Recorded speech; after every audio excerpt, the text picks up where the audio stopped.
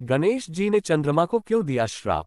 जानिए पूरी पौराणिक कथा। नमस्कार दोस्तों, स्वागत है आपका हमारे चैनल पर। आज हम आपको सुनाने जा रहे हैं एक अद्भुत और रहस्यमयी पौराणिक कथा जब गणेश जी ने चंद्रमा को श्राप दिया था। ये कथा केवल एक कहानी नहीं बल्कि हमारे जीवन को एक महत्वपूर्ण सीख भी देती है। तो चलिए शुरू करते हैं।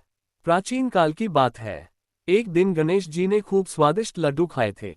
उनका पेट गोल मटोल हो गया था और वह बहुत प्रसन्न थे। रात का समय था, चांद आसमान में चमक रहा था और गणेश जी अपने वाहन मूषक पर सवार होकर जंगल से गुजर रहे थे। लेकिन तभी अचानक एक सांप रास्ते में आ गया। मूषक डर गया और गणेश जी का संतुलन बिगड़ गया। वह जमीन पर गिर पड़े और उनके पेट से लड्डू इधर उधर बिखर गए। गणेश जी जल्दी से उठे और अपना पेट संभालते हुए उन लड्डुओं को इकट्ठा करने लगे। उस समय आकाश में बैठा चंद्रदेव ये दृश्य देख रहा था। चंद्रमा ने जब गणेश जी की यह हालत देखी तो वो जोर जोर से हंसने लगा। उसे ये दृश्य मजाकिया लगा। मोटा सा देवता गिरा हुआ, लड्डू बिखरे हुए और एक चूहा डरकर भाग गया। गणेश जी को यह अपमान न बुरा लगा। उन्होंने चंद्रदेव की ओर देखा और कहा, हे चंद्र, तुम अपने सौंदर्य और चमक पर घमंड करते हो। दूसरों का अपमान करना तुम्हारी आदत बन गई है। इसलिए मैं तुम्हें श्राप देता हूं, आज से जो भी व्यक्ति तुम्हें देखेगा उस पर झूठा कलंक लगेगा। चंद्रदेव स्तब्ध रह गए। वह डर गए और उन्होंने गणेश जी से माफी मांगी।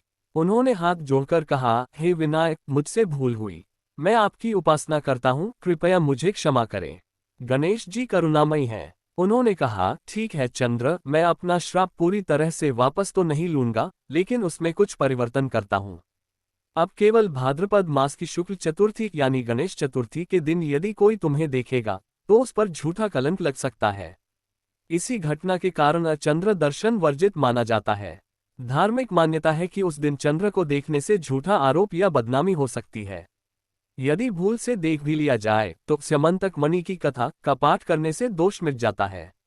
दोस्तों, इस कथा से हमें ये सीखने को मिलता है कि किसी की हंसी उड़ाना, विशेषकर जब वह कठिनाई में हो, घोर पाप है।